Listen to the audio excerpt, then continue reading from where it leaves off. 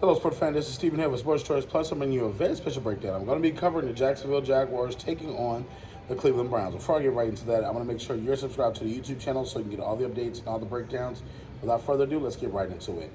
We saw the gruesome injury that Trevor Lawrence took on Monday Night Football where he could barely get up and walk. And you saw the frustration of him slamming down his helmet.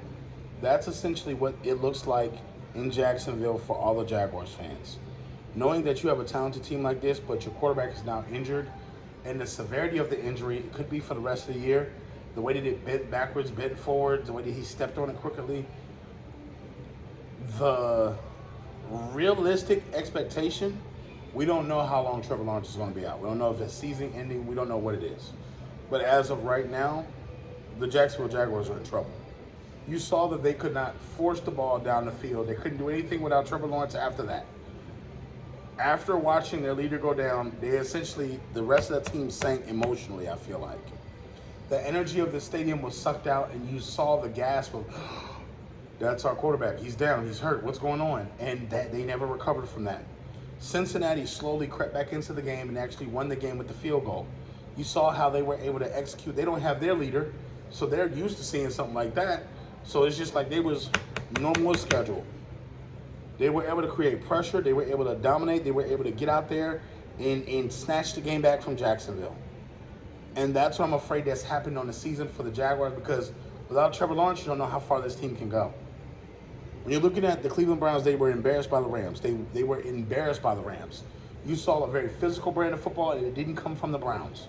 Normally, we're talking about Myles Garrett, but on that day, we were talking about every other Ram on the team. We were talking about every player on the team, and they were essentially getting the job done. So when I'm looking at this matchup here, I want to see physicality.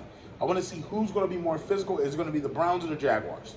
Because when it comes down to it, this is the part of the year where to separate the men from the boys. When you're thinking about everything that you've been through these last 12, 13 weeks, now you need to start looking towards the finish line saying, you know what, we need to finish strong. I want to see the best product, no matter if your quarterback's there or not, on the football field. I want to see that you can actually deliver, whether your quarterback's there or not, and still play at a high level, even if it's a backup quarterback playing. So my challenge to the Jacksonville Jaguars, come out and play like champions.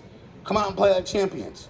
When you have one of the best wide receivers in the NFL on your team with Calvin Ridley, when you got Eaton, one of the best running backs in the backfield, when you have pretty good pieces on the offensive line, and your defensive line is pretty decent, you got a couple of playmakers on the defensive side of the ball. Show me, Duval. Show me you're that great team. Now, Cleveland, on the other hand, Cleveland has a lot of injuries. They're without their starting quarterback as well. So you got to think, there's no Deshaun Watson coming to save the Browns. They have to run the football, play like old school football, run the football, set up with the run, sets up the pass, and then all of a sudden the play action comes and helps generate offense.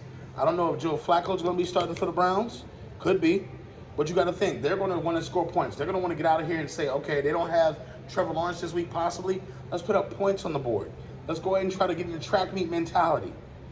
So for this one here, I think the Jaguars are still in the days.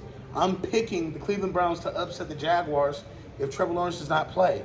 I feel like simply this team has enough to get it done. And without Trevor Lawrence, I don't know if this offense is going to be able to get out and score points. Are you Jaguars fans? Are you Browns fans? Get in the comment section below. Definitely check out Sports Choice Plus. And we'll see you on the very next episode.